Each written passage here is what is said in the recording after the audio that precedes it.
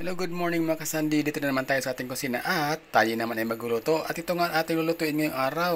Parang nakabili ako ng isang napakasariwang isda. Ayan, nakikita niyo ang linaw-linaw ng mata niya. Ayan. Hindi ko lang alam kung anong klaseng isda ito. Kaya lang po ang bahalang kumilala sa kanya kasi ako po, kain na ako ng kain, hindi ko po kilala kung anong klaseng isda ito. Pero alam ko po, masarap siyang isda. Ayan po, sariwang-sariwa po yan. Kaya naman ay naisipan natin bumili.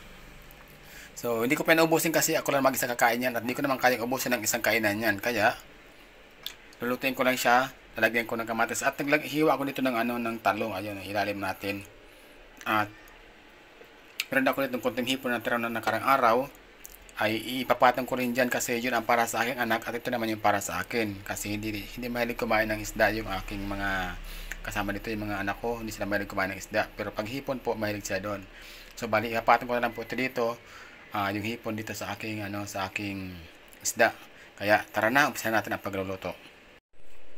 So yan, nilagyan natin dyan yung ating isda sa ating at ipapatong ko lang itong ating mga hipon para doon sa aking anak na ayaw kumain ng isda at gusto niya ito. So yan ang sa kanya at sa akin yung isda. At talagyan ko lamang po yan ng kamatis at konting sabaw at panimpla at yun na po yun. So ito na nga po yung ating isda na lulutuin. Nakalagay na po lahat ng mga ingredients natin dyan. Meron na po yung mga panimpla, paminta, asin, bawang at sibuyas. Meron na siyang luya. At isasala na natin siya at takpan na lang natin.